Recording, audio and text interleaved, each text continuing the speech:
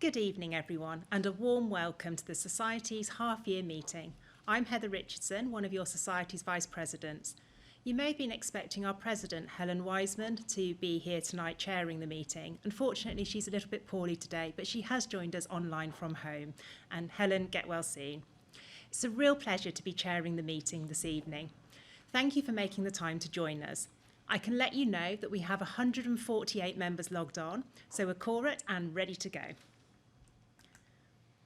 As you might know, we usually hold several yearly meetings in different locations across our heartland areas. Given the uncertainty which still remains around COVID, the board felt that it was best to hold these meetings online.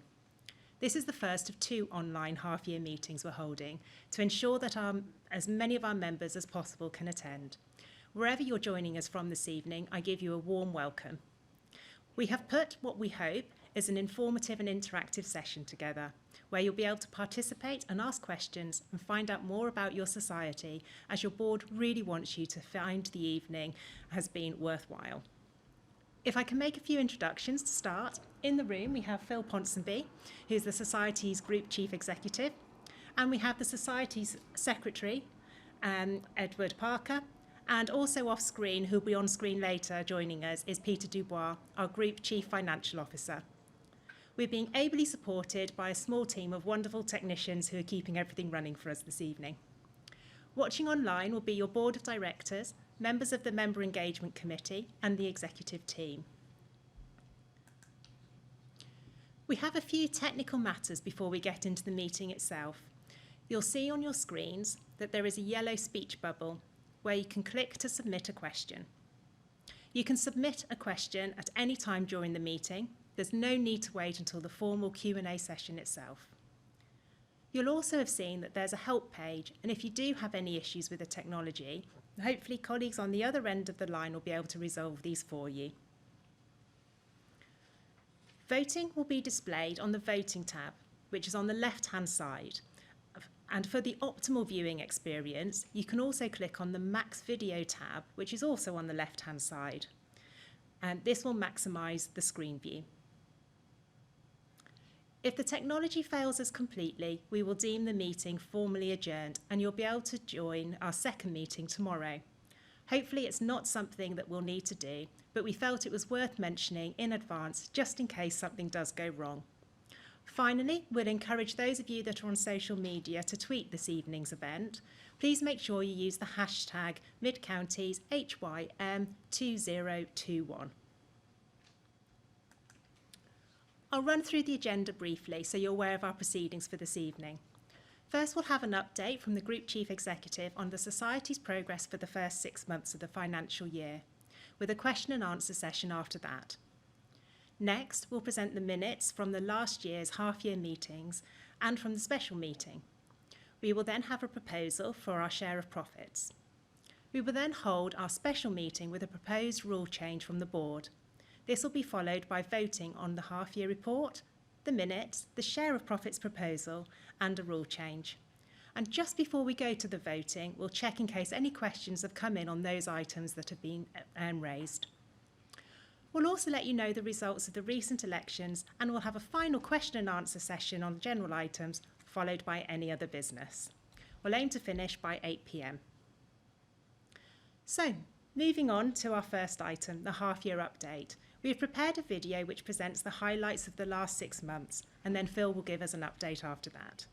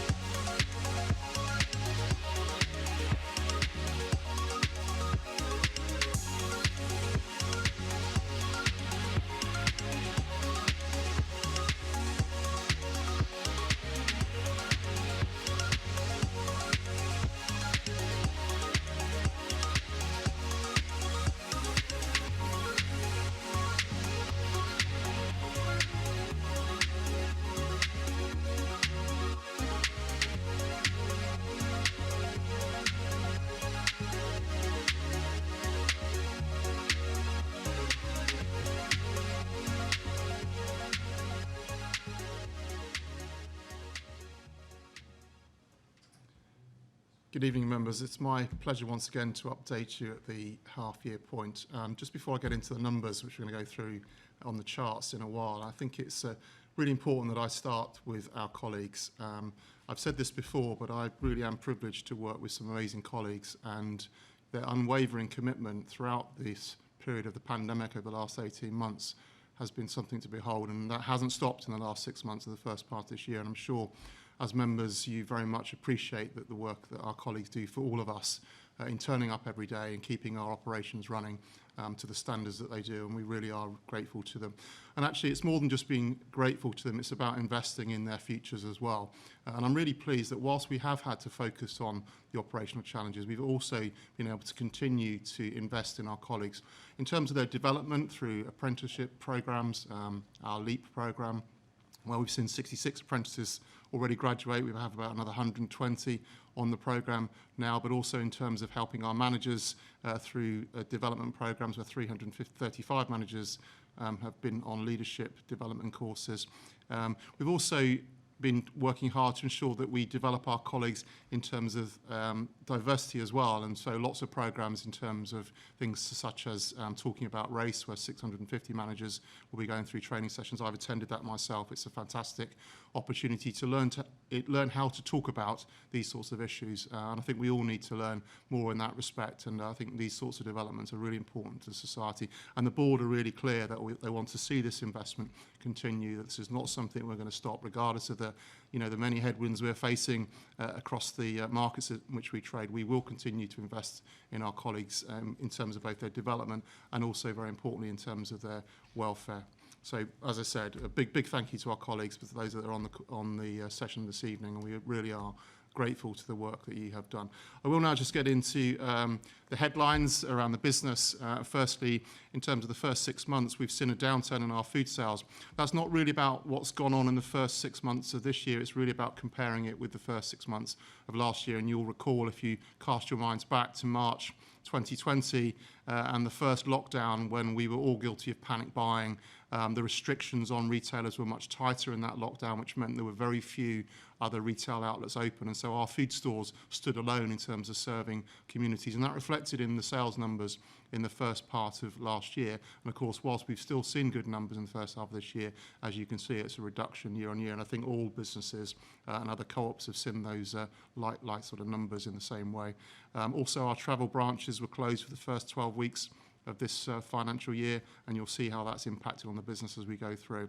Pleasing to say that our childcare business returned to profitability. Last year in the first half of the year, 2/3 of our nurseries were closed during the first lockdown. Where obviously government policy changed in that respect, which means we've been able to keep them open. We've also seen positive contributions from our healthcare, our post offices, and our utilities business has shown a small loss, but an underlying positive contribution because we received the bonus payments, the loyalty payments from Octopus in the second half of the year. So very pleased with the way that operation has continued to progress. And as I'll cover off in a bit, the board made a strategic decision which was announced in June to exit our funeral services as part of an arrangement with the Central England Co-operative and some other societies as well, but I will cover that off in a bit more detail. So just looking at the charts, first of all, this is gross sales and revenue. The yellow bars are gross sales and the grey bars are revenue, and you can see that over the 5-year period. The difference between gross sales and revenue is how we treat the travel business. So gross sales includes the total turnover for the travel business, whereas the grey bars, or the revenue, is where we just treat the commission that we receive on those sales, and so that's how we account for it. And you can see the downturn that occurred after 2019, which was the last normal year, and the impact on 2020, and you can see that impact continuing into 2021 in terms of our overall sales position, particularly in the travel business, and as I said just now, also in food. And it's also worth remembering in the first half of last year we had a number of the high street pharmacies still operating, which obviously are not with us anymore, and so that's impacted on those numbers overall. And that finds its way into the profit lines. Pleasing to report that we have made a profit in the first 6 months. You can see that profit before significant items there in the yellow bars at 5.4 million. That compares with 7.1 million in the 6 months last year. When you look at that after significant items, profit in the first 6 months of this year at 4.6 million versus 3.6 million in the same period last year. So I think it's worth just covering off some of the movement in that profitability, because I said, we are still facing volatility in our markets, and so a lot of challenges brought about by the pandemic, and that is impacting our businesses in different ways. And so this chart here just demonstrate how that profit movement has occurred. So on the left-hand side, the prior year there at 7 million, as I said just now, and on the right-hand side, the current year at just over 5. And in between the movement, and you can see most of that movement occurred as a result of that downturn in sales in the food business, which has seen an £8 million year-on-year reduction in the first half. So most of that coming from that sales reduction, also some of it because the food business was benefiting from the government rates holiday in the first half of last year, and that's not been accounted for in the first half of this year. But pleasing to see that obviously in most other areas we've seen profit improvement in terms of the year-on-year position. Slight downturn in funeral and utilities, but not very much at all, and also some savings in support groups year-on-year. So whilst the food business has had, on a year-on-year basis, a reduction because of what was going on last year, the other businesses have shown in the main some improvement overall. As you know, members, we like to report on more than just the financial numbers. We also like to talk about the non-financial areas as well, and that's very important as a cooperative that we do that. And we do this through what we call our steering wheel. And looking at the steering wheel and comparing it with the first 6 months of last year, we give a thumbs up where we think we're making progress and a thumbs down where perhaps things could be better. So I'll just cover off some of the thumbs downs. I'm sure you want to know why they're down. So supporting our communities, first of all, that's really about volunteering. And the reason for that is in the first half of 2020, many of you were volunteering along with our colleagues to help in terms of delivering food supplies to vulnerable people. So, over 140,000 deliveries to vulnerable people, and a lot of that through volunteers. So that's what's reflected in that year-on-year. In terms of the customer loyalty index, we've actually changed the way we measure it. So last year we measured the loyalty index. This year we measure customer satisfaction. And whilst they may sound like the same things, they're very different measurements, and that's why there's a difference on the year-on-year. So it's not a real downturn in that respect.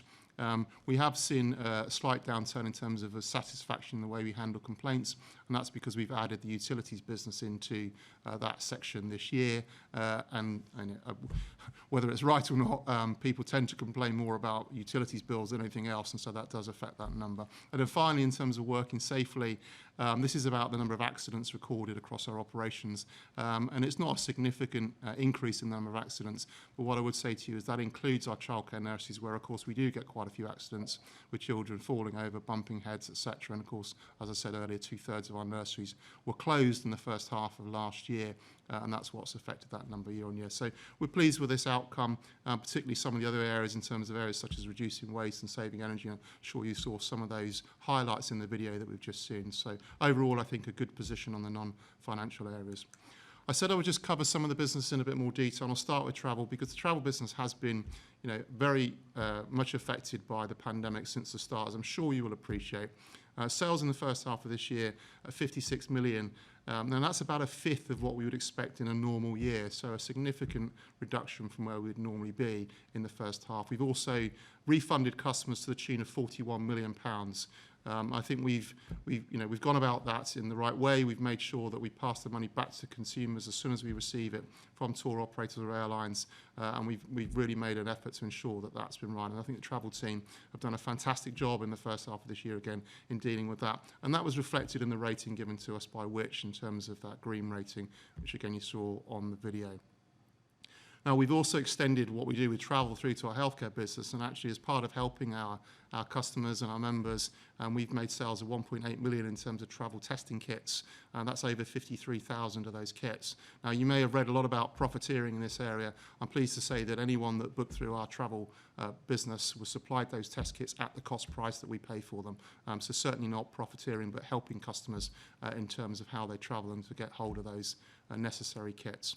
And we've also redeployed a number of our colleagues from our travel business into our other areas, and I'm really, really proud of the way that our travel colleagues have taken on those challenges and been prepared to go and work in other businesses and other areas of our operations just to sort of mitigate some of the costs whilst the sales numbers were down. Good news is we're seeing quite a significant increase as a result of the recent announcements by government in terms of the relaxation of the travel restrictions and also the changes to the approach on testing kits. And, it's early days, but at the moment we're seeing some significant increases in demand, which I think is good news all in all, and we hope that very much continues for the rest of this year and into next year. I also think it's really important that we talk about the funeral business because, as I said earlier, the board made a strategic decision, which was announced in June, to transfer our funeral business. Now, 50 of those homes in 2 vehicle logistics centres are planned to transfer to the Central England Co-op and a further 6 to other co-ops. This was a strategic decision, not made easily, but reflects where we want to go long term as a society. We very much feel that it's important that we invest in our core businesses, in food retail and childcare, plus our online businesses, which are the new developing areas such as healthcare. We increase our scope in terms of travel, as in terms of digital presence, and also in terms of the utilities business. So lots of areas where the society wants to invest, and of course many of those areas are now unique within the cooperative movement. We're the only co-op operating within those fields. So in terms of this agreement, it allows our funeral homes to continue to operate within the cooperative movement, managed by some of our neighbouring societies who we have very good relationships with, but it means that we can continue to invest in those unique cooperative businesses on behalf of the movement, and that's a big part of the strategic thinking. We recognise the efforts that our colleagues have put into our funeral business. They have done a first-class job. We are very, very proud of them, and we have worked really hard to ensure that this transfer puts them at the heart of it. And it was always going to be a cooperative solution in this respect, and the board are very clear on that. So I'm really pleased that as a result of this, all of our colleagues attached to those branches that are transferring will transfer with them, and that also 95% of the funerals that we conduct per annum are now in, or will remain in cooperative hands, and in societies that have investment for their funeral business at the heart, and also operations such as crematorium, particularly in the case of Southern Co-operative and Central England, that can support those operations. We will be closing our stonemasonry operation because Central England do not operate in that respect and didn't want that. And we do have a further 11 homes that we're still working at, which were not part of that transfer, they're very small volume. But overall, I think this represents the right move. I think the board have made the right decision here, and I think it keeps these homes in a cooperative landscape for the future. But we are also developing new services across our business, and I mentioned some of these just now in terms of digital services, particularly in healthcare, and partnerships around ensuring that we can develop new ways of providing healthcare services to our members, and you'll see some of these things coming out. We're currently piloting a number of these across the Oxford area to learn to see how these things work. But we're also getting behind new services in food.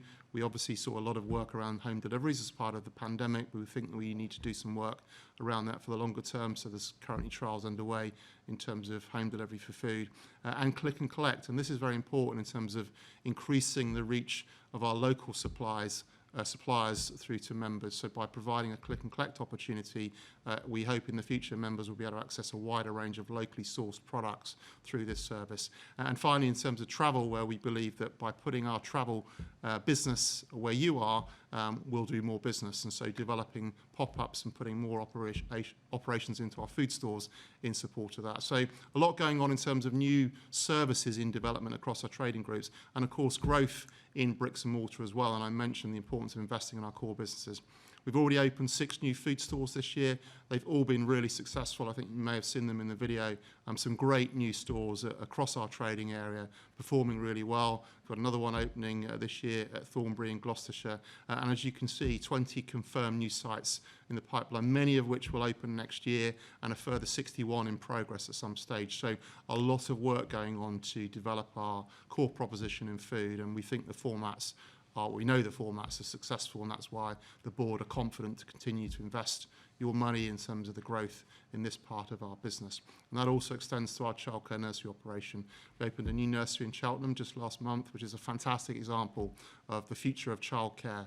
It's a state-of-the-art Little Partners nursery. We've got another one open in Bristol later this year, and again we have 8 confirmed new nursery sites, all new developments that are in the pipeline, plus a further 26 that are in some level of progress. So again, another area of strategic investment by the society in growth in these business areas that we know that we're successful in. And as I said, this one in particular is unique to us in terms of the cooperative movement, and I think is a very important area for us to continue to support.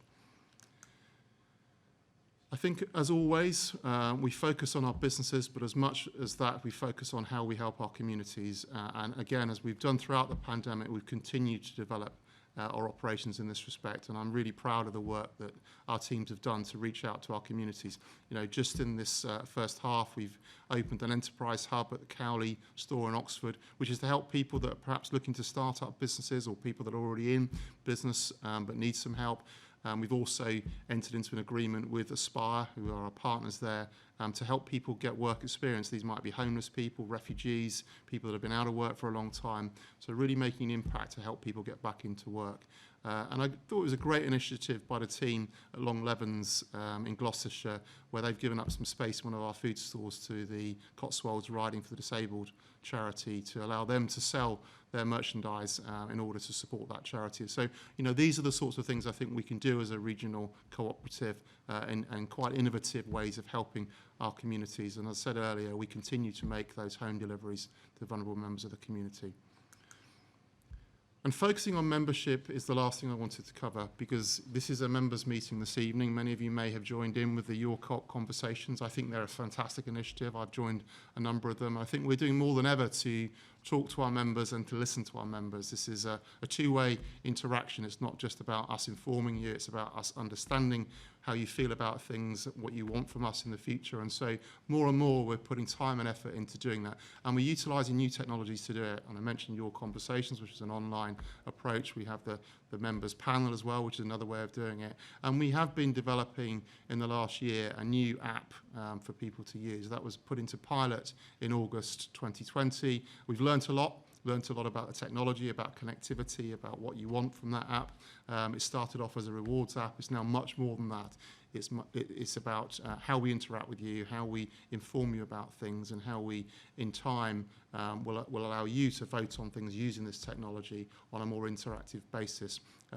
We've managed to fix things such as connectivity. So, for example, a number of members were saying that part of the pilot, look, you know, I go into the store, I can't get the app to open because my phone signal's not strong enough in this village in the middle of nowhere. So from this Friday, all of our stores will have Wi-Fi enabled for our members to connect to. So for the first time as members visiting our store, if you use the app, you'll be able to automatically connect to the Wi-Fi in any one of our stores. And these are the sorts of things we've been learning to improve the technology so that when the app is launched, which I'm pleased to say it will be on the 19th of October, it will work really, really well. And so please do take the time, if you can, to download the app. It is about value, so there will be unique deals and offers on there for you as members. It's also about our values, what we're up to in our communities, how you can support that and get involved in things, and it's for your convenience. So you can use it for your members card or to redeem vouchers. But as I've said before, and I'll say it again, this is not replacing what we've done in the past. It's a new layer, it's a new way, and it's to allow us to engage new members as well as part of that. So if you still want to use your card, if you still want to receive vouchers through the post, that's absolutely fine. We're not taking any of that away. We've given you that assurance before, and we'll keep that assurance. So it's launching on the 19th, and if you would like to download it, please do. And I'm sure it will be a great thing for our future. And we've got a number of new phases coming, a number of new developments that we'll be supporting as part of that. And so we'll be announcing some of those at the AGM next year. But in the meantime, please do take the opportunity. So just in closing, I think we've had a positive first half. It's a very difficult trading period, as I'm sure you'll imagine, and we trade across a number of different businesses, and they're impacted in different ways. And, you know, I'm quite clear that that's not going to get any easier anytime soon. And whilst we may be seeing some improvements in terms of coming out of the pandemic, of course what we're all seeing, and I'm sure you're aware of this, is the challenges that we're now facing in terms of the wider economy, particularly in terms of, you know, acute labour shortages and HGV drivers and warehouse workers and food production people, and that's affecting all businesses across the country, and we're no different to that, and we're not immune to it, and we're going to see clearly the impacts in terms of cost price inflation coming through. We're already seeing that, and we've got to deal with that.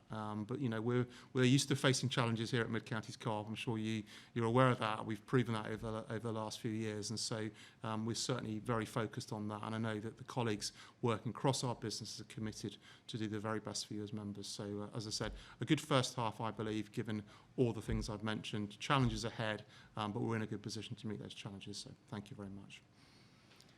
Thank you, Phil. You've covered a lot of ground there, and I'm sure that all of our members will have found that really helpful, so thank you for that. From a board's perspective, I'd just like to add, well, first of all, echo what you've said, but also to add that we have, over the first half of the year, had a number of questions regarding travel and funeral. And I think that, what you've covered there will assure our members. And also I'd like to assure our members that they have been thoroughly discussed and considered by your board. So we're going to move on to the question and answers now. And so don't forget about the little speech bubble at the bottom of your screen, as you've now got the opportunity to submit your questions. You can either do it on the video or on Phil's update or the formal half-year report. We'll be asking you to adopt the report later in the meeting. We'll do our best to cover off as many questions as we've got as we can in the time that we have, and I can see some questions coming through. Just to remind you as well, we have got the opportunity for general questions later in the evening, so it would be very helpful if you could keep your questions for now to matters related to the update or the half-year report. So thank you, and let me have a look now at some of the questions we've got. So I think I'll take the first question, which is, appreciate the difficult environment we find ourselves in, but have we done any research into how our competitors have managed to increase sales during this difficult period? Phil, would you? Yeah, certainly. Good question. I mean, we constantly research what's going on in the marketplace. I mean, just this week, we've been looking at the latest Kantar statistics. That's one of the organisations that measure the market. So I know, for example, that in the 12 weeks up to the 5th of September, online sales have gone from around 680 million last year in that marketplace to over 1 billion. So some of our competitors are seeing increases in their online propositions. The interesting thing is, when you look at where that's come from, it's come from their own supermarkets. So the big four retailers driving the online agenda, but obviously losing sales in their big stores as a result of it. You've also seen sales increases year on year in the two discounters, Lidl and Aldi. And the reason is because they suffered actually disproportionately in the first half of last year. So where we were making gains because of what was going on, the discounters were actually struggling through that first pandemic, or through the first lockdown. So, it's not as clear a picture as who's doing well and as who isn't. There are, various different reasons for it. I think in convenience, the channel is still growing. As I said, in the first half of last year, there were very few retail outlets open, and, even some of those that have continued to open in the lockdowns more recently, that are more general merchandise stores that also sell food. If you go back to this time last year, they were not open at all. And so the convenience retailers were very much a destination shop, and we've seen significant changes in terms of the way people shop. So the frequency has started to increase again, and the average spend has started to drop back to where it was before. So I don't think we're out of line in terms of convenience retailers. I know we're not when I look at the numbers. As I said, there are other channels such as online and discount, which are growing on a year-on-year basis because of what was going on last year. Thank you, Phil. And as I say, a great question to ask. You mentioned earlier on about the new sites that we're looking at getting over the coming year. And there's a question come in to ask whether those new sites are freehold.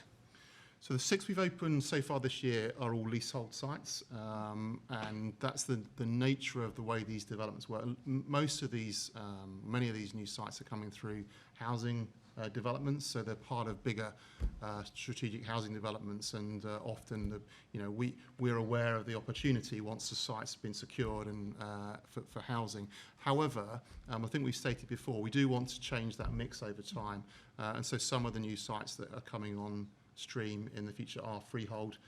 That's both childcare and food, and we've got a number of food sites that we want to do redevelopments to that are freehold sites in order to sort of grow that longer term asset base. But I would think that in the next few years, still the majority of new opportunities will be leasehold, but there will be freeholds in the mix as well. Okay, great, thank you. One of the things that we've talked a lot about, and say at the board, been very behind the strategy as well at the digital element. One of our members, though, has asked the question about, well, are there no special deals for members without smartphones?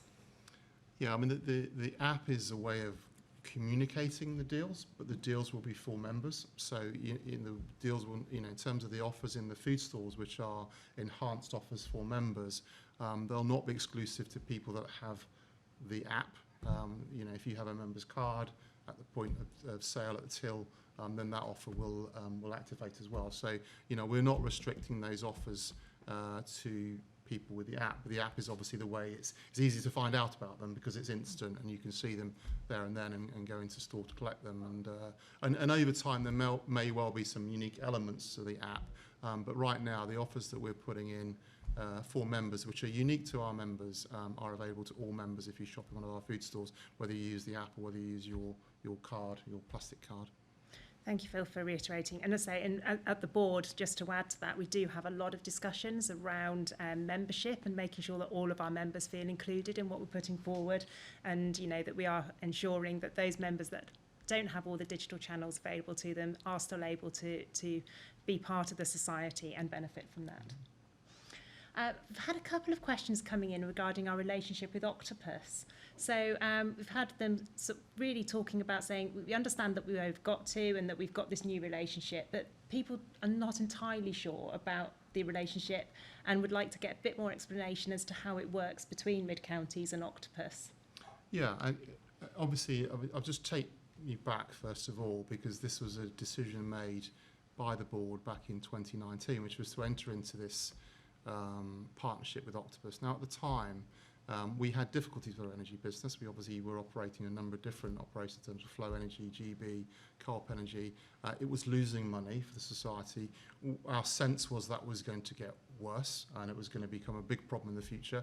Our sense was at the time that the market was going to get harder to operate in because it was broken at that time, and it felt as if in the future it could become a really big risk to the society. So but at the same time, I think the board felt that we should continue to have an interest in utilities and not walk away from it completely. And so we were tasked with looking for partners, and a lot of time and effort was spent looking for partners that could work with us, and that wasn't easy. And actually in Octopus we found a partner that shared our values, that was very, very much interested in renewable energy for the longer term, prepared to invest in it, British-based, call centres in the UK. And so it ticked all the boxes, and that's why we entered the partnership. And the partnership was entered into on two bases. Really, firstly, our existing Co-op Energy customers transferred over to Octopus to become Co-op Energy customers operated and managed by Octopus.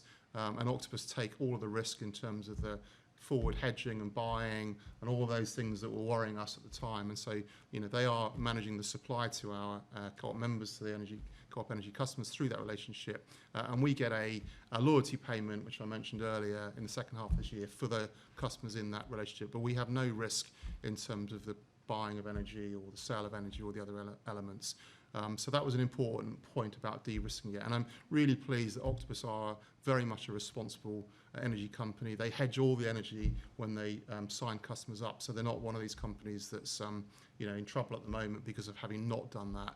And you may have seen recently they've just had a $600 million investment from the Al Gore Fund because of the way they're going about renewables. The second area that we work with Octopus is in a joint venture, which we own 50% of, they own the other 50% of, and that's in community energy, where we are jointly helping to create new power purchase agreements with new energy assets. And we've seen significant growth in that area. We have now over 100 partners in terms of community energy suppliers that's giving us enough energy to supply around 55,000 homes with community energy as part of that. So that's a longer term strategic partnership. So it's a very strong partnership. We're delighted with it. And the other area that we're working now with Octopus on is in electric vehicles, where we've just recently launched a new electric vehicle scheme as part of our flexible benefits salary sacrifice operation. So again, it's an area of growth. I think in 2 years the number of electric vehicles on the road has trebled. And so that's an area we should be getting involved in, and clearly one that we're delighted to be working with Octopus on. Okay, thank you. And could you just explain how the member benefits actually still work in regards to? Yes, so if you're a Co-op Energy customer through the Octopus and you're a member, then you're still earning points on your business through energy. So, as you were before with us, and so when the share of profits is distributed, your points earned on that are included as they were before. Right, thank you.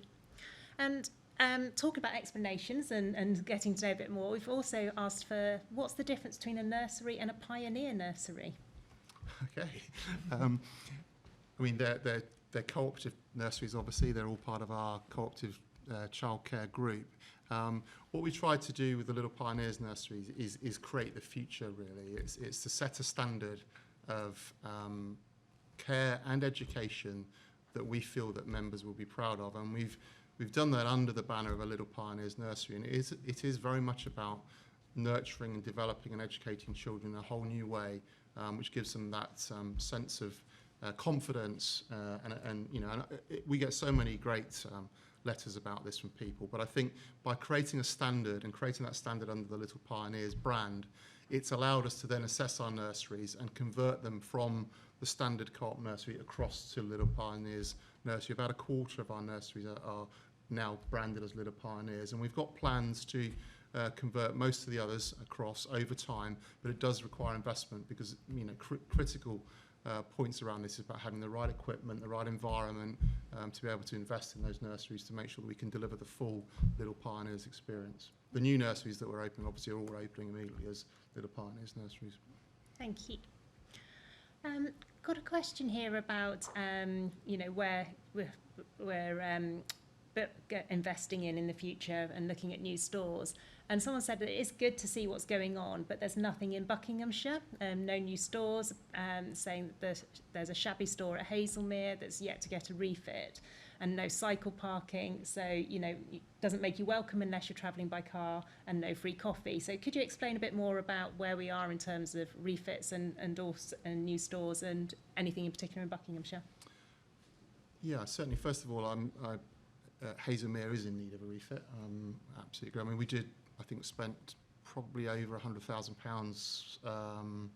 Was it earlier this year or last year on new refrigeration for Hazelmere? We was recognising that there was a store that did need some investment. But I do agree that the rest of the store, in terms of the fabric and the fixtures and fittings, are in need of replacement. And it is one of those sites. It's one of our food markets. It's on the list for refurbishment and replacement, and I can't give you a date on that, but it's certainly very much a store that we will be investing in the not too distant future.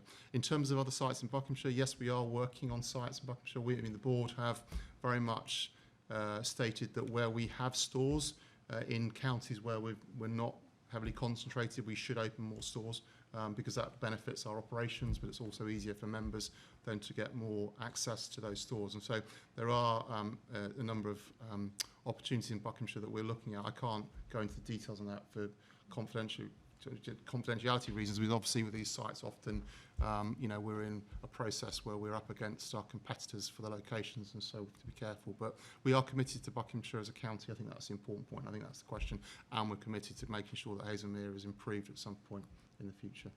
Thank you for explaining that. Got a couple more questions. I think we've just got time to do a couple more. So one of them is, what's been the impact of COVID-19 on the travel business?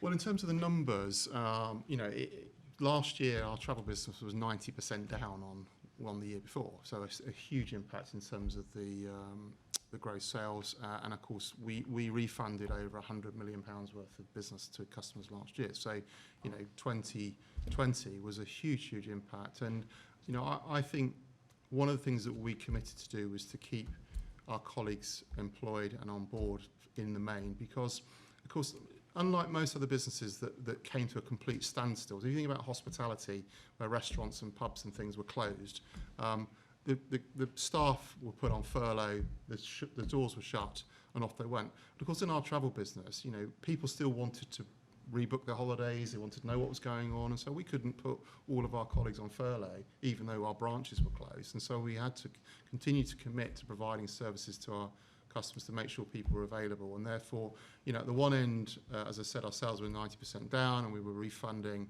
and on the other end, we were still incurring the costs of operations because we were still providing the service. And I know many other businesses were criticised for not doing that or hiding behind websites, and we chose not to do that. And that reflected in the numbers last year. This year, it's improved. In the first half, we saw an improvement just because of some of the changes to the restrictions. We are now seeing quite a marked improvement as a result of those latest restrictions. And so, we're hoping that's here for good now, and we're expecting to see quite an improvement going forwards. What we should mention, though, is that it's probably going to be 2023 before we see what we would call normal trading conditions overall. And that's because, of course, a lot of the bookings for next year were carried over from 2020, in fact, or from 2021, and some of those were carried over from 2020. So some of the business that we're doing next year was done 2 years ago, as many of you will probably know. So we're not going to quite see the levels of trade overall even though we'll be still sending as many people on holiday. But I think the signs are positive for the travel business. But it's been the most impacted area, and I think the teams have done a remarkable job. I mean, to have your sales figures reported every Monday that start with a minus is pretty demoralising, and they have done an absolutely fantastic job for us. Thank you. And we've got about 30 seconds left, so we'll have one more question, and it's going to be speed response. So how are we preparing for more economic turmoil? Well, we've got to prepare for it. We've certainly got to be facing into it. We've got to expect it. As I said earlier, we should expect. I mean, you've just seen the numbers this week. Record number of vacancies in the UK. I think 1.1 million job vacancies. A lot of that in the south of England as well, and that's putting particular pressure in terms of food production, distribution, and all those sorts of areas. So we are going to see. I mean, they're forecasting food inflation to be 3.5%. We think that's optimistic. We would expect it to be higher than that, as things stand at the moment, without any further intervention. And so it's going to be a challenge, and costs are going to rise. We expect to see quite an increase in national living wage. We know that we're going to face increased corporation tax. We know that we're going to face increased national insurance payments. All the things that you've heard about that have been announced by government, they're going to impact this business, and so we've got to be prepared to deal with that. And the way we will deal with that is by investing in efficiencies and be better at what we do. So, for example, we will be embarking on a significant replacement of all of our lighting across our food stores with LED lighting, and putting more effort into efficiencies around refrigeration, which is obviously good for the environment, but it also will take the costs of our operations down. So they're just examples of the things we'll be doing across the business. Thank you very much. And thank you to all of our members for submitting questions then. I think everyone agreed we had some really great questions asked for that session. So we're now going to move on to the more formal part of the agenda, where we have some items that require your approval. If you have any questions on these formal items, then please type away and we'll cover them off before we come to vote. First, we have the minutes from the half year and special meetings held in October last year. You will have seen these in the meeting papers on the website, and hope that you've had the chance to read them. Note that we have also uploaded for information the draft minutes from the annual general meeting and the special meeting back in May, as no doubt you'll have had a chance to watch those. We'll formally be approving those ones at the AGM next May, but they may prompt a question you could raise later in the question and answer session. And we'll also come to the approval of the minutes shortly. Our next formal item is the share of profits proposal, and Peter Dubois, our Chief Financial Officer, is going to present the details to you. So, Peter, over to you. Thank you, Chair, and good evening, members. It's my pleasure to present your board's recommended share of profits distribution, and this is for trade that members have participated in for the year ended January 2021. For those members that attended the AGM earlier in the year, you'll recall that the board didn't feel it appropriate to propose a share of profits distribution at that time. That was due to the continued uncertainty of the impact of the pandemic at that time. That was a similar position that was taken in 2020. However, with the passage of a few more months, we're now in a clearer position to make a formal proposal for members to consider. And I'm pleased I can share that with you now. So the proposed share of profit distribution is half a penny a point, and that will be a total distribution of 1.1 million. And as a reminder, this is for the trade up to January 2021, so the points that were earned in that period. Again, as the society moves to a more digital distribution, it will be made following a digital-first approach, but applying some additional enhancements that will make it easier for members to redeem. This will include focusing on using more member data so that we can tailor the distribution method that is most convenient to you, our members. I'm sure also that members will appreciate the timing of the distribution. So we're moving back to making this distribution in time for the busy Christmas trade period. And as members have always appreciated, that has historically been the case. So that is the proposal. There will be opportunities for members to ask questions and vote on the recommendation later on in the evening. But thank you very much for your attention, and back to you, Chair. Thank you. So finally, this brings us to the special meeting where your board wishes to propose a rule change to members. I'll hand over to Edward Parker, the Society Secretary, who will briefly explain the change. Good evening, members. Thank you, Chair. As Heather's just mentioned, we've got a rule change that the board wishes to propose to you. Hopefully it won't take too long to explain to you.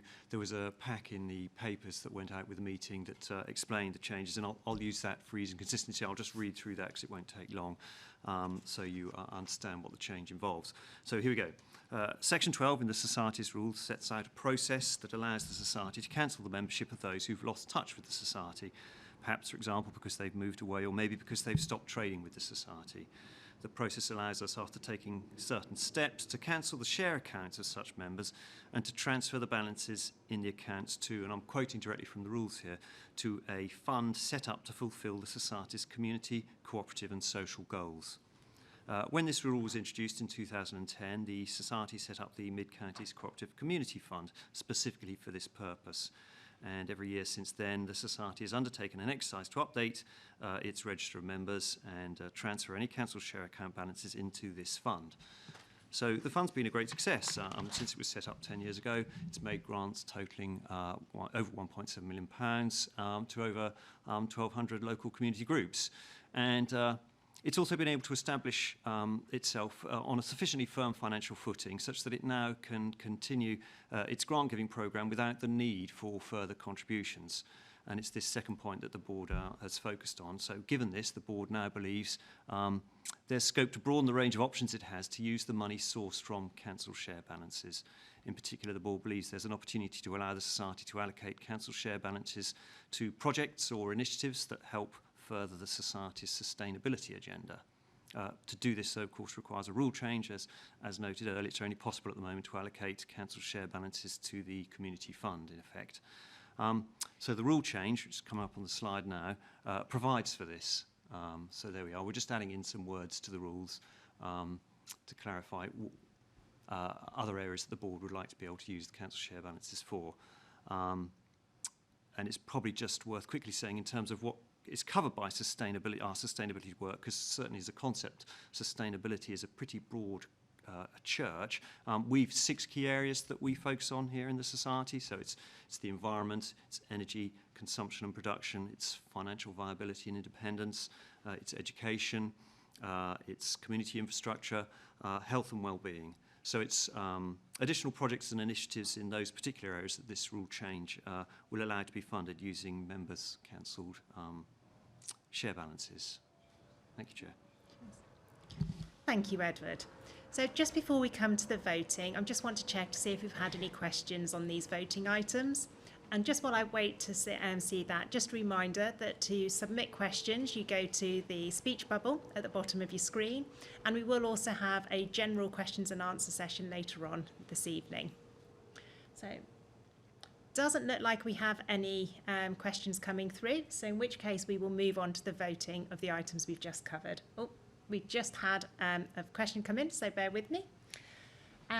Edward, I think this one's going to be for you. So the question is, will the fund go to any political purposes? No. Okay, thank you. It's a straightforward answer. Yeah. Yeah, we have a campaigns fund for those purposes. Great, thank you. Lovely. So no more questions have come in, so I will move to the voting on these items. First of all, we've got a quick practice session just to bring everyone up to speed on how the voting system works, and then we'll move on to the formal votes themselves. Just as a reminder, only those who've been a member for at least 6 months are eligible to vote. So a small number of you won't be voting today. So if you can bear with us for a few minutes, or a great opportunity to look at our healthcare site or our travel site, book your holiday, just one of those things while we do all of the formal voting. So I hope all of you that can vote do take the opportunity to do so. Having your say as a member is such a fundamental part of what our cooperative society, in fact, any cooperative society, is all about. And we do hope you feel encouraged to vote. We don't know how you vote, which is really important. So please don't hold back. And if you have any technical issues with the system, please use the online speech bubble for support. They'll be able to help you. Just for further assurance as well, the vote is being independently managed by Civica Election Services. And just to reiterate the point I mentioned earlier, if the voting technology does fail us, we will invite you to join our second meeting tomorrow. So with that covered, we can move to the practice vote. You'll see the question on your screens. We're asking, have you attended a Your Co-op conversation? These are online events we've introduced recently to allow members to discuss items that really matter to the society. So this is the voting slide that's now on your screens. You should have received a notification to let you know the voting is now open, so simply click your answer. You can change your answer right up until the voting closes. So if everyone can make their choice, voting is open now. Each vote will be open for about 30 seconds, and I'll let you know when we're going to be closing the vote.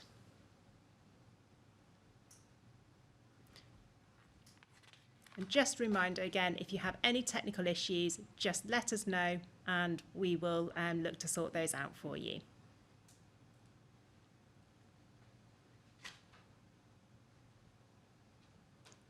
Okay.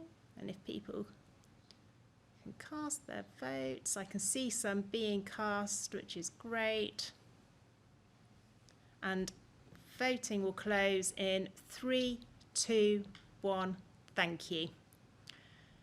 So it looks like the voting is all working fine, so thank you very much. Hopefully everyone has found that straightforward. As I say, if you do have any problems, just get in touch with us and we'll look to sort them. So we will now move on to the formal voting. The Secretary will confirm the formal outcomes at the end of the voting session. First is the adoption of the half-year report. On behalf of the board, I ask the meeting to receive and adopt the half-year report to the 24th of July 2021, which has been approved by the board. You can all vote now. As I say, you'll have about 30 seconds, and I will let you know when the voting is due to close.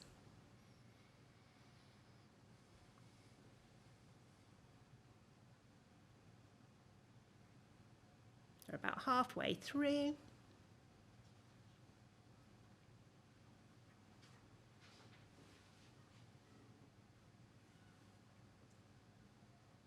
And I can see votes are going in. Give a few more seconds. And we'll close the voting in 3, 2, 1, and it's closed. Thank you. We're now going to move on to formally approve the minutes from the last half year and special meetings. On behalf of the board, I ask the meeting to approve the minutes from the 2020 half year and special meetings. Don't forget, you can change your vote right up until the last second. So here's the slide and please vote now.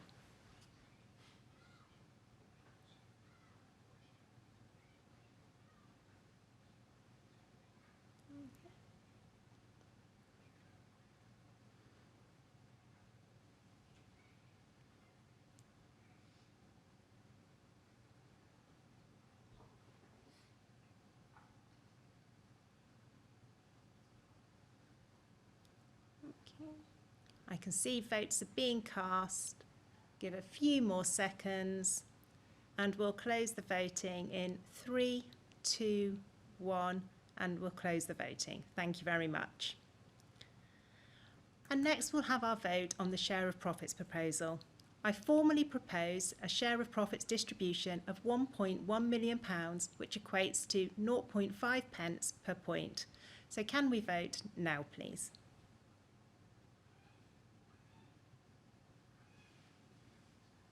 I'm wondering where everybody's booking those holidays to that they're looking at now. For those members that can't vote tonight. It's getting me excited about thinking about booking my holiday. And we're about halfway through the voting time. And I can see the votes coming in. Great, and we'll close the voting soon in 3, 2, 1, and closed. Thank you very much. And finally, we move to the last vote on the change to the Society's Rule 12.6c, which if I could ask you please to cast your vote. And the voting opens now.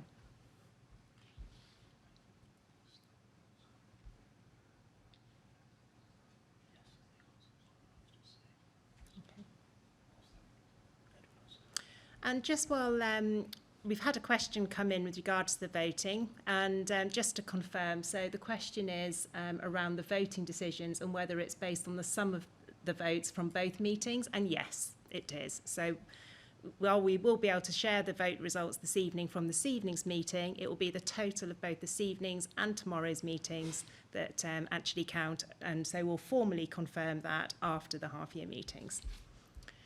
And about to close the vote, looks like votes have come in on the final one, so closing in 3, 2, 1. Thank you.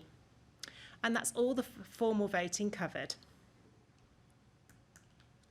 So while we're waiting for the results to be counted and verified, I'm going to hand over back to Edward, who's going to confirm the results from our recent elections.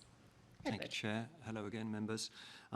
You'll know that we had the board and MEC elections that closed just recently, last week on the 4th of October. We got the formal results on the 5th, and I'll just let you know the scores, so to speak. Here we go. We'll start with the board election. We had 13 vacancies, 13 candidates stand for 5 vacancies. So here are the directors who were successful in the election. We welcome back Helen Wiseman, Ellie Boyle and Matt Lane, who are serving directors standing for re-election. Well done to them. And 2 new directors, Evelyn Godfrey and Nick Milton. So congratulations to them. And then thanks and commiserations to the candidates who stood but were unsuccessful. Turning now to the MEC election. It was a little more complicated this year because we introduced a young member constituency, which has been mentioned previously. 3 members were able to stand for the young member constituency. Young members are aged under 30. We had 2 casual vacancies as well as 2 regular vacancies. So here you can see the results. Well done to Imogen Head, Emily Stafford, Julia Farrell, Ben Johnson, Harvey Griffiths, Patrick Gray and James McClelland. And you'll see the terms of office they've been voted on for and which sort of element of the election they were taking part in. And again, commiserations and thanks to those candidates who stood but were unsuccessful. And just to add that over 35,000 members voted, which was a turnout of 8.36%. So that turnout's, broadly speaking, where we've been for the last few years. There you go. Thank you very much, Edward. If I could offer my commiserations to the unsuccessful candidates, but my thanks for putting yourselves forward. It really is good to see such an active democracy in our society. I would like to offer my personal thanks to Steve Alsop and Kathy Peterson for all their hard work and their contributions contributions to the society over the last few years. They're both standing down as board members this year. We will have a short post-election survey that will be going out to members at the end of this week, so we'd really encourage you to complete the survey so we can continue to improve our annual elections process. And now we're going to confirm the voting results. Well, I haven't had them yet, so perhaps we go on to Okay, Q&A. we'll have a look at some questions. I'll just go and chase up my colleagues from Civica. Great, so while we just wait for the voting results to come through, we'll go on to a couple of Q&As, and we have got some coming through. So the first question, it says, I believe Co-op Group are working with Deliveroo. Is there an opportunity for us here? Phil? Yes, certainly. So I can confirm that Co-op Group are working with Deliveroo. In fact, we actually were working with Deliveroo before the Co-op Group some years ago through our operation in Leamington Spa on a sort of trial basis. And I think what's true is that these sort of what we call sort of last mile fulfillment services are going to grow significantly, and there's an increased demand, and therefore it's important that we are able to offer those services, whether that's through Deliveroo or through many of the other fulfillment agencies that are cropping up. We're not party to the Co-operative Group's arrangement Deliveroo because that's a bilateral arrangement between them and that organisation. But I know that Rupert Newman, our Chief Retail Officer, is currently working on a number of options for us in terms of that last mile fulfillment. As I mentioned earlier, in terms of those new services, home delivery, that's one of the areas. So yes, it's clearly an opportunity, particularly in the major conurbations where there's concentration of housing, where people are using those services more and more, perhaps less so in some of the more rural locations. But it's one of the things that we are working on. Certainly. Thank you. While we're waiting for some more questions to come through for our general question and answer session, for some time now we have had more general questions coming in, and continue please to do type away if you have some more questions. We will come back to them. But I do think we have now the voting results in, so I will hand back to Edward. Thank you. Yes. Hot off the press from Civica. So just to let you know, the half-year report, all resolutions overwhelmingly passed, though of course we need to add the votes that we receive tomorrow, but 98.52% in favour of the half-year report, 99.2% in favour of the minutes, 92.14% in favour of share of profits, and 93.23% in favour of the rule changes. So it's comfortably over 100 people voting in favour for all of the resolutions. Thanks. Thank you very much, Edward, and thank you to Civica for facilitating our voting. I was going to say, before we go on to some more general Q&A, we're going to put questions that we've received in advance on our website in due course. So if you have asked a question in advance, please know that we will be putting answers on our website. Please don't think we've ignored those if we haven't covered them this evening. We've also had a couple of video submissions of questions come in as well from some of our young members, which is an absolutely fantastic addition. And what I would like to do now is just take a look at a couple of those. So first we have a question from Aidan Richards about COP26. Hello, my name is Aidan Richards. I'm a young co-operator from Nottingham, and I wanted to know what Co-op is doing to support COP26. Thank you very much. What a great question. Thanks, Aidan. So leading up to COP26 and during the event, we'll be raising awareness amongst our members and our colleagues around how to live socially responsible and low carbon lifestyles. This will include providing advice to our members and to our colleagues on how to reduce their carbon footprint and the impact on the environment, and engaging with our environmental ambassador, Cal Major. Linked into this, we are mobilising community tidy-up activities as part of our regional community restart activity. We're also going to be engaging with our various networks to support calls to action to government, sharing best practice through CBI and presenting at an online event hosted by Co-operatives West Midlands, outlining the retail sector's move to net zero carbon. We'll also be engaging with our Young Co-operator network, which we've heard lots about today, throughout the event, with one of our young co-operators attending COP26, ensuring our young members have a voice. I think we've got another video question as well, which has been submitted from Ryan. Hey there, my name's Ryan, and I think it's great that Co-op's giving the opportunity to young people to have a voice on the member engagement committee. I'd like to know what can we expect, what changes can we expect to come from young people having a voice, and what opportunities might there be in the future for people to get more directly involved in Co-op? Thank you, Ryan. So following the launch of our first Young Co-operator Member Engagement Committee election campaign earlier this year, we were delighted to get 8 young members standing for election for the 3 new available places on the committee. Having this young member voice will really help us to develop more inclusive member engagement, which can help us plan for a younger member demographic and also member engagement strategy that's fit for the future. We'll continue to encourage young members to have their say and to get involved in our society by building on the success of our sustainability 5-year planning stakeholder sessions. At these, representatives from our Young Co-operator network help shape the society's sustainability plans across multiple sessions alongside other members, colleagues and industry experts. So now it's time for any remaining questions. So if anyone has any general questions to raise, please type away. This is your last chance for this evening. And we have got some coming in, so let me have a look at those. So Phil, I think we've got a great question here, which I know a lot of members have been talking about. So as a Co-op member, I'm concerned that the Co-op, which is an ethical company, has partnered with Amazon, which doesn't pay its fair share of taxes and due to its employment practices could be described as unethical. Why has the Co-op gone into partnership with them? And if I can just add, and what is our view?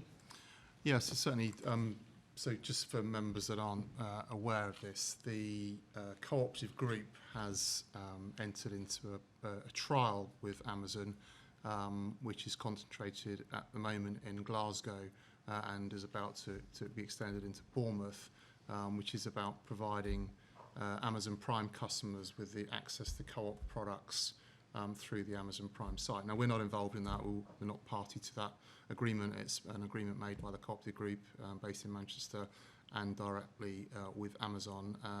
So, I can't comment on why they did that because clearly it's a matter for them. It's not something we were party to.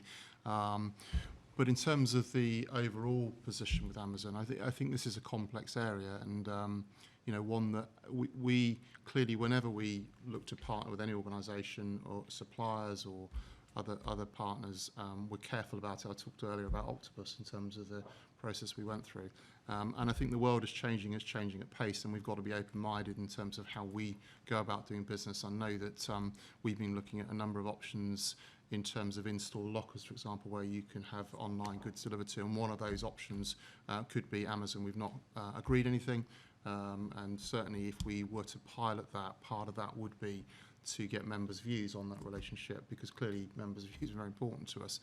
So I can't comment on the Co-op group stance with Amazon, and I equally wouldn't say that we would never partner Amazon, because I think we've got to be open-minded in terms of how we go about the long-term business. But I agree with the sentiment. I think we have the fair tax mark. That's important to us.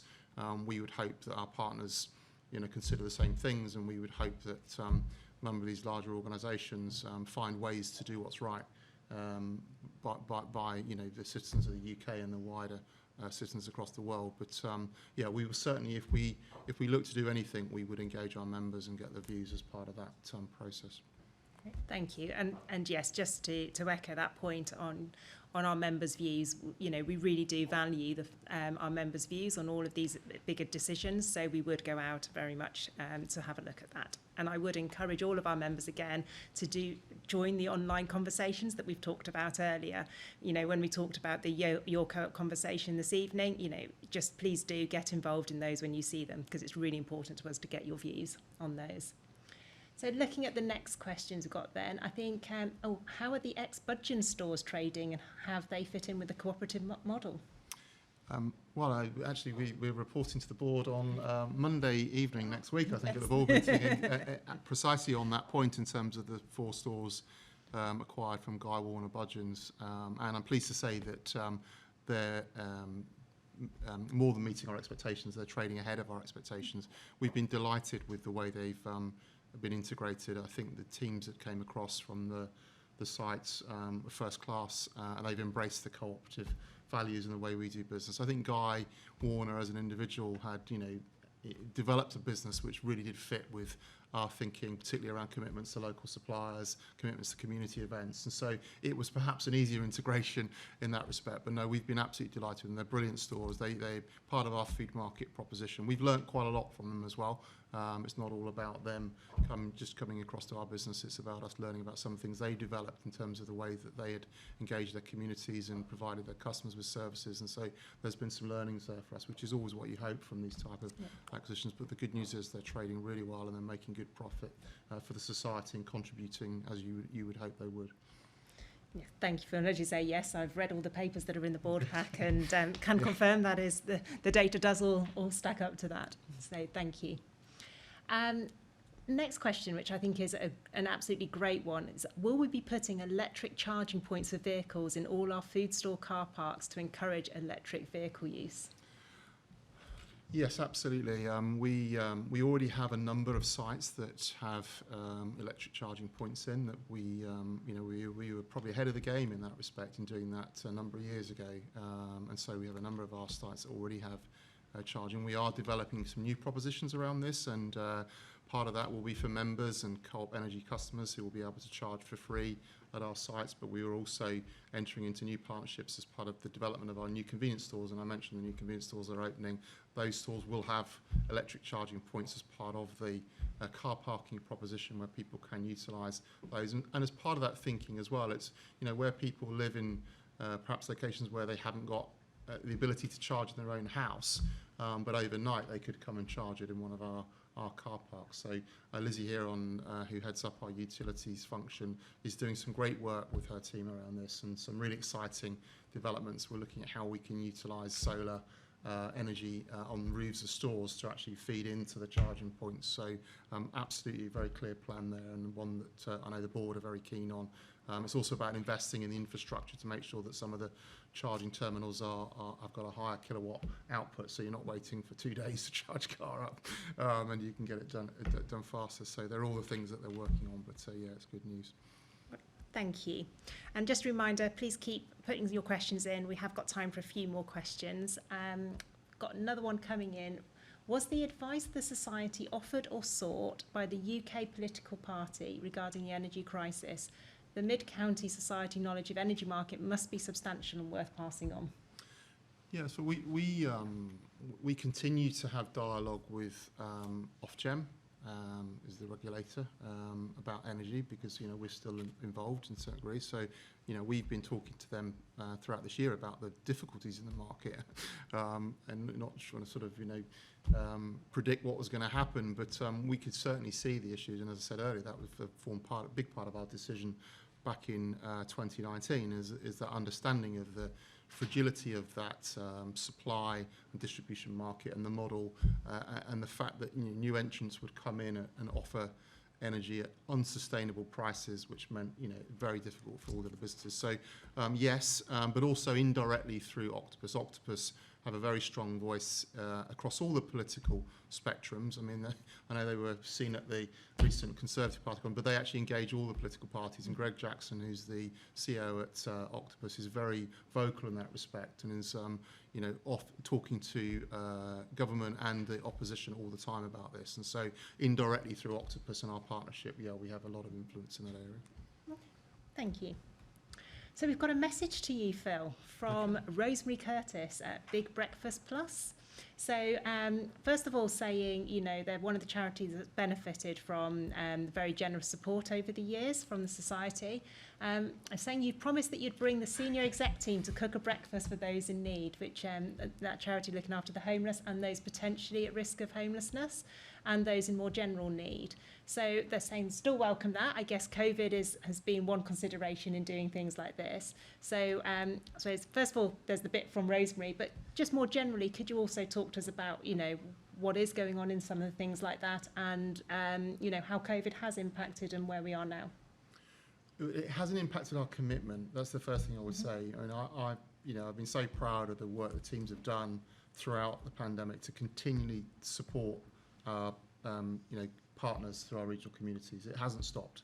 That how we do it has had to change, because clearly, we've been restricted as well as they have been, and many of them have struggled as a result. And so, last year we announced a startup fund to help some of these get going again. And so there was an amount of money set aside by the board specifically for that purpose, to help them get going again. So we've certainly continued to support them financially, and also by helping them in terms of online sessions, and now that we're allowed to get back out again, we are getting out again, and there's a lot of activity in place.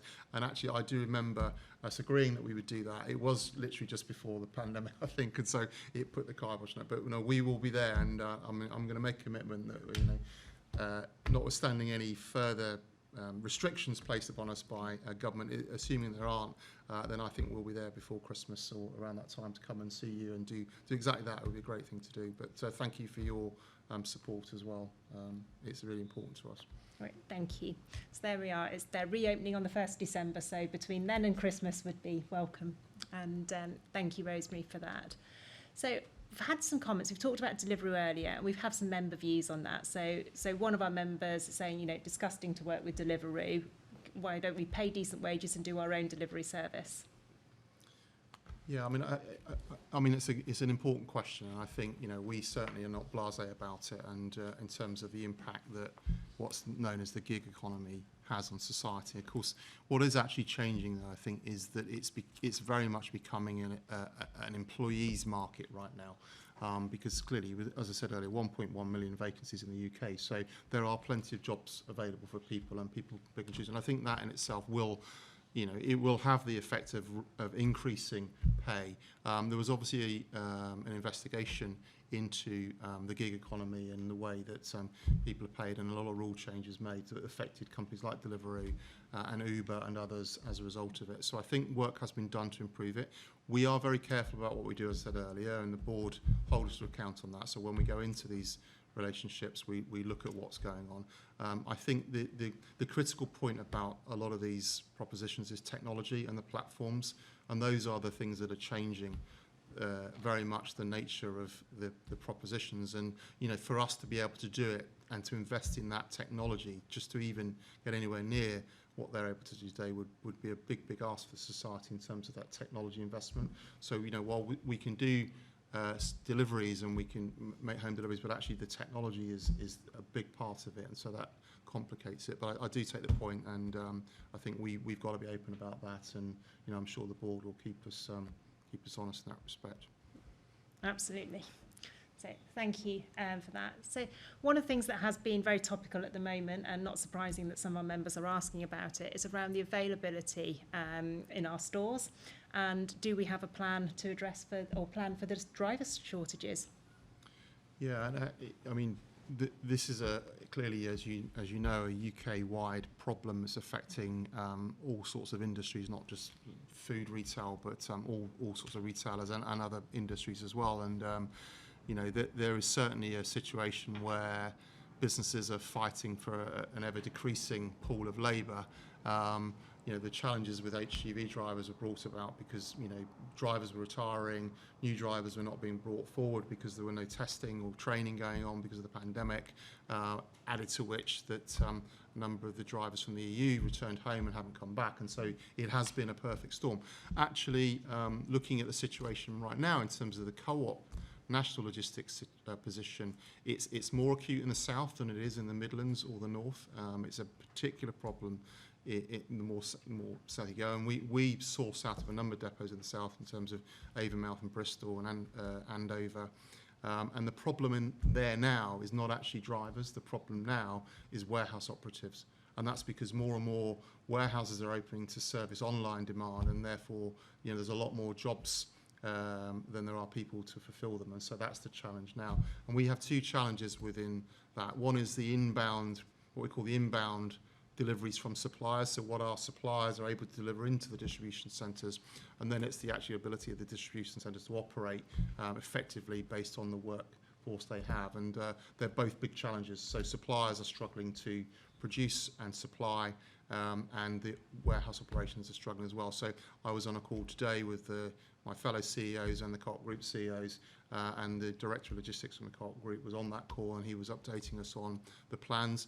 There is a new distribution centre opening at Biggleswade, which I think is in Bedfordshire. It is in Bedfordshire, in February. So that will help to take some of the pressure off us in the south. But of course, you've still got to find people to work there. So, so a lot of that is about pay deals and conditions and things. And so, but it's a huge challenge. It's not going to get fixed overnight. And I would think, without any real government intervention, these problems are going to persist for some considerable time. It's not going to go away. I mean, the government have just appointed the former CEO of Tesco, Dave Lewis, as a special advisor, and I know that he's already spoken to quite a few of the CEOs from the retail businesses about what's needed. So hopefully government are listening to the industry, because it is a big challenge. Thank you. As you say, yeah, it is a big challenge, one that anybody that's watched or read any news recently will be well aware of in terms of that. I think just on that, just adding to it, obviously we have our Best of Our Counties range as well in our stores. So how is that being impacted? Well, I think obviously we have a clear plan to continue to work with local suppliers and help local suppliers to develop. The problems that local suppliers are facing are the same problems in many respects that bigger suppliers are facing, labour, because unless they're completely very small and they just, work on their own in the kitchen, and they employ people, so they're facing into the same problems about employment, finding people to come and work. And, I was hearing the other day that, people were paying up to sort of £30 an hour now to pick produce in fields, and so the problem that they've got is the cost of their operations and the cost of supply, and of course they're now passing those costs on to us. We're doing everything we can to try and mitigate them through efficiencies, but but they find their way through to retail prices. So the challenge they have is around cost of production. Some also, sourcing raw ingredients as well, because that's been a challenge, both in terms of price but also availability, all the problems we know about supply chain. So, I don't want to, cast doom and gloom, but it's probably the biggest challenge I've seen in terms of supply chain and these types of logistical issues for at least the last 10 years, if not longer. I mean, it is a real problem. Yeah, thank you. And while we're talking about costs, we've had a question come in around costs and whether the prices are the same in our local co-op as they are in our main stores, and if not, why not? I mean, I think if you mean supermarkets and convenience stores, they're not the same. We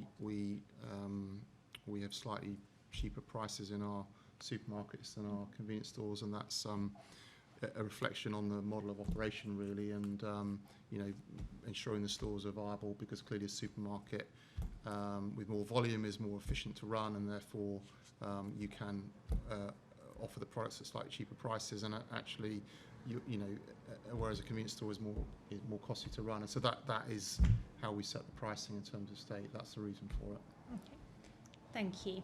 And before we move away from sort of mainly on the food comments and things and availability, will we be able to buy fresh turkey this Christmas? That is the question on everybody's lips.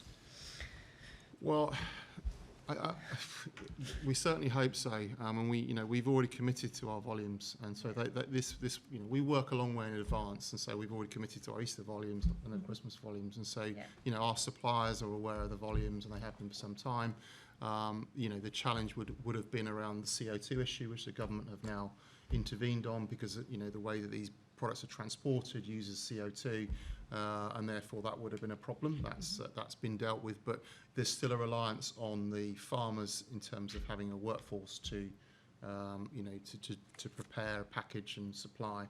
I'm not sure where the member lives, but I have certainly for the last few years bought my turkey from our Chipping Norton store, and it's an Adlington, locally reared in Warwickshire, and Adlingtons have reassured us that there will be turkeys. So certainly our local turkeys, will be available. But we're part of a big supply chain, and I think there'll be some pressures. But I would hope that because we've given those forward volumes, that we're in a good place. Lovely, thank you. Got time for just a couple more questions. So one, first of all, is on behalf of members, I commend the community sustainability and investment work being done by our society. So first, thank you for that. And, there is a huge effort going in terms of that. But turnover is down, trading losses are growing, and cash balances are diminishing. So we cannot shrink to success. So looking at those combined, are those great things that we're doing at risk if we continually trade lower?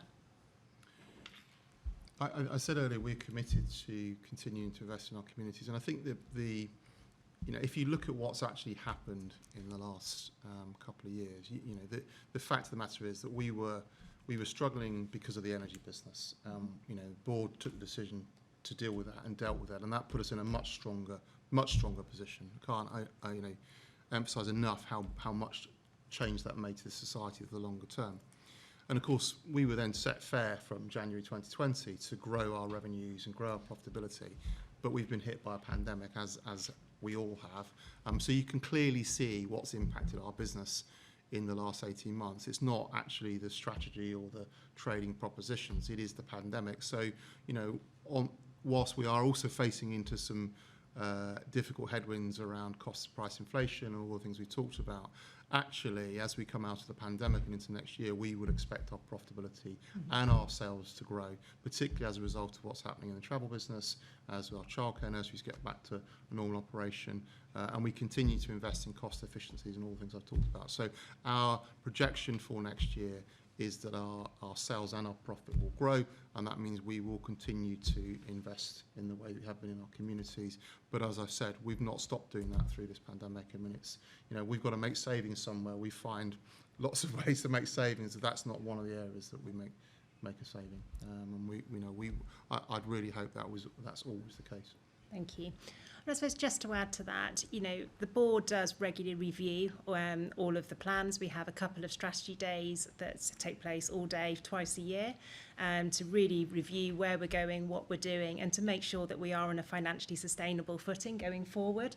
And every year as well, we have the Audit and Risk Committee, followed by the board, does a real good look at the business plans and the 5-year look ahead, and really go through all of the details in depth, and challenge on behalf of our members, you know, what management are saying and the proposals are putting on, just to make sure we really do have that, you know, our values at our heart in what we're doing, and make sure the society operates in a way that enables us to continue doing that. Thank you. I think that's all of our questions. So we've managed to go through them in the time allowed. So thank you very much. It's a really great range of questions there coming from that. So, time for any other business, if there is any. Edward, can you confirm, has there been any other business raised during the meeting? No, I'm getting a shake of the head. So, in that regard, that does bring us to a close this evening. I hope you found it informative. We've done our best to make it as engaging as we can, and to provide lots of time to ask some questions. And thank you so much once again for all of those brilliant questions that you've put through. We're very much looking forward to meeting you at face-to-face at our AGM in May next year, which is the 14th of May. I hope to see you there. And it just leaves me to say big thank you for taking the time to attend this evening, and have a good rest of the evening.